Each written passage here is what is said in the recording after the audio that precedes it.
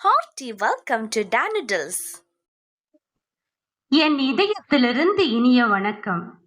நினைப்பது ஒன்றும் வாய்க்கவில்லை என்று நாம் புலம்புவதுண்டு. ஆனால் நாம் விரும்பினது கிடைக்க வேண்டுமானால் என்ன செய்ய வேண்டும்? இந்த கதையை கொஞ்சம் கேளுங்க.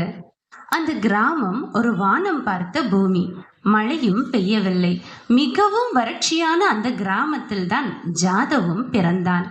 ஜாதவ் வளர்ந்து பள்ளிக்கூடம் செல்ல ஆரம்பித்தான். புத்தகங்களில் எல்லாம் நல்ல பச்சை பசேல் என்றிருக்கும் கிராமங்களை பார்த்த அவனுக்கு எப்படியாவது இந்த புத்தகங்களில் இருக்கும் கிராமத்தை போல் என்னுடைய கிராமமும் மாற வேண்டும் என்று நினைத்தான். ஆனால் அதற்காக என்ன செய்ய வேண்டும் என்று தெரியாது. வருடங்கள் பல கடந்தன. அந்த ஊரில் தண்ணீரும் இல்லை, விவசாயமும் நடைபெறவில்லை. அவ்வூர் மக்கள் பக்கத்து ஊர்களுக்கு சென்று கூலி வேலை பார்த்து அன்றாடம் வாழ்ந்து வந்தனர். ஜாதவின் வீட்டிற்கு அருகாமையில் அவர்களுக்கு ஒரு சிறிய நிலம் இருந்தது. தரிசாக காணப்பட்ட அந்த நிலத்தில் மரங்களை வளர்க்க விரும்பினான் ஜாதவ். நண்பர்களோ இது வீண் முயற்சி என்று முட்டுக்கட்டை இட்டனர். பெரும் சோகத்தோடு நடந்த விவரங்களை அம்மாவிடம் தெரிவித்தான். அம்மா என்ன சொன்னார்கள் தெரியுமா?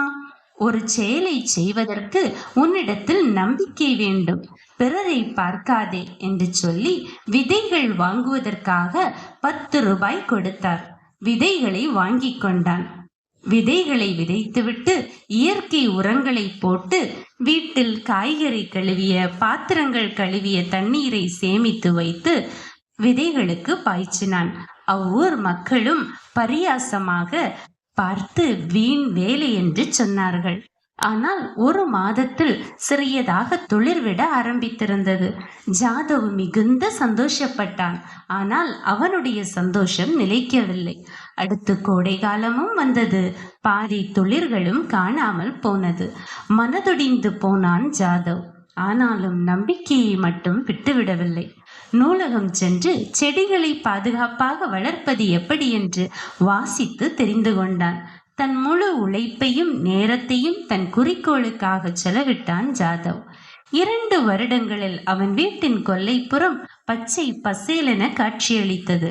இப்போது நண்பர்களும் அவனோடு சேர்ந்து கொண்டனர். அடுத்த 5 ஆண்டுகளில் நண்பர்கள் வீடுகளின் காலியிடமும் சோலைமயம் ஆகியது. அந்த கிராமமே ஜாதவின் வழியை பின்பற்றியதால் பச்சை பசேலென காட்சியளித்தது. மழை பெய்தது. நிலத்தடி நீர்மட்டமும் உயர்ந்தது. அந்த கிராமத்தின் வாழ்வாதாரமும் உயர்ந்தது. Thanks for watching our video. Like and subscribe.